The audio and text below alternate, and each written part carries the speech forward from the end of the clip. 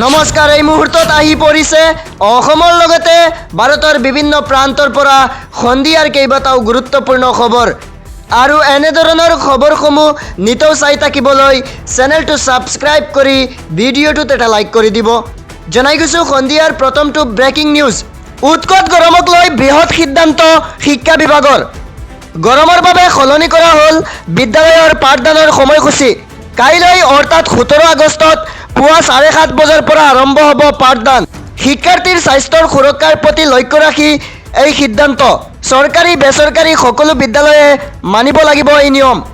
নিম্ন প্ৰাথমিকৰ সময়সূচী 7:30 বজাৰ পৰা 11:30 বজালৈ আৰু তাৰ সমান্তৰালকৈ উচ্চ আৰু উচ্চতৰ মাধ্যমিকৰ সময়সূচী 7:30 বজাৰ পৰা 12:30 বজালৈ। শ্ৰীভূমি জিলাৰ বিদ্যালয়ৰ পৰিদৰ্শকৰ কাৰ্যালয়ৰ জাননী জাৰি। এই জিলাৰ লগতে ৰাজ্যৰ কেইবাখনো জিলালৈ জাননী কৰা হৈছে এই সময়সূচীৰ জাননী। জনাই গৈছোঁ সন্ধিয়াৰ পৰৱৰ্তী বিগ ব্ৰেকিং। পশ্চিমবংগত সংঘটিত হৈছে ভয়ংকৰ ঘটনা। টিএমচি দলৰ কাৰ্যালয়ত চিপ লৈ থকা অৱস্থাত উদ্ধাৰ হৈছে পশ্চিমবংগৰ প্ৰাক্তন উপ অধ্যক্ষ আশিষ বেনাৰ্জীৰ মৃতদেহ। মৰণোত্তৰ পৰীক্ষাৰ বাবে উদ্ধাৰ আৰক্ষীয়ে প্ৰেৰণ কৰিলে মৃতদেহটো।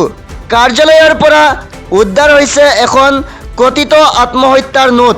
ৰামপুৰ হাটৰ পৰা 5 বাৰৰ বিধায়ক হিচাপে কাৰ্যনিৰ্বাহ কৰিছিল আশিষ বেনাৰ্জীয়ে। পৰৱৰ্তী খবৰ, ৰাজ্যৰ ৰন্ধন গেছৰ গ্ৰাহকসকলৰ বাবে আহি পৰিছে অত্যন্ত জৰুৰী খবৰ।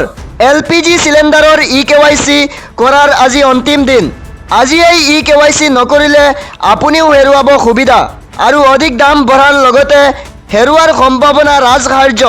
ঘৰুৱা চিলিণ্ডাৰৰ আধাৰ ভিত্তিক eKYC কৰাটো বাধ্যতামূলক। সকলো সুবিধা আগৰ দৰেই পাবলৈ হ'লে এতিয়াই কৰক eKYC। আজি নিশা 12 বজালৈকে কৰিব পাৰিব eKYC। যদি eKYC নকৰে বুকিং বন্ধ হ'ব পাৰে আৰু বন্ধ হ'ব পাৰে উজ্জ্বলা সংযোগ ৰাজসাহাৰ্য। জনাই গৈছোঁ সন্ধিয়াৰ পৰৱৰ্তী বিগ ব্ৰেকিং। ঝাৰখণ্ডৰ ছাত্ৰ প্ৰতিবাদে লৈছে নতুন মূৰ। মুখ্যমন্ত্ৰী হেমন্ত সোৰেনৰ পদত্যাগৰ দাবী প্ৰতিবাদী ছাত্ৰ ছাত্ৰীৰ।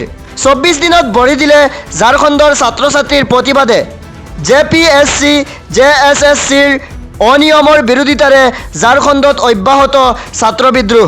পৰীক্ষাৰ অনিয়মক লৈ কৰা প্ৰতিবাদে লৈছে নতুন মূৰ।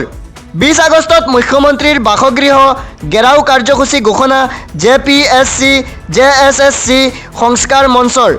JSCC CGL পৰীক্ষা বাতিলৰ লগতে অনিয়মক লৈ CBIৰ তদন্তৰ দাবী প্ৰতিবাদকাৰীৰ। পৰৱৰ্তী খবৰ, ইৰাণৰ সৈতে যুদ্ধ কৰি ৰুগীয়া হৈ পৰিছে আমেৰিকাৰ শ শ সেনা জোৱান। মানসিকভাৱে ভাৰাক্ৰান্ত হৈ পৰিছে আমেৰিকাৰ সেনাসকল।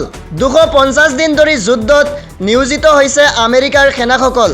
বেয়া খাদ্য, বগা টয়লেটৰ বাবে অসন্তুষ্ট মাৰ্কিন সেনা। যুদ্ধ জাহাজ আব্ৰাহাম লিংকনৰ পৰা জঁপিয়াই চৰম সিদ্ধান্ত এজন সেনাৰ। ট্ৰাম্পৰ বিৰুদ্ধে গুৰুতৰ অভিযোগ আনিছে সেনাৰ পৰিয়ালে।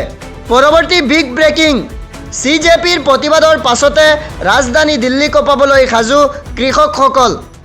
ভাৰত আমেৰিকাৰ বাণিজ্যিক চুক্তিৰ বিৰোধিতাৰে দিল্লীলৈ পদযাত্ৰা পাঞ্জাৱৰ কৃষকসকলৰ।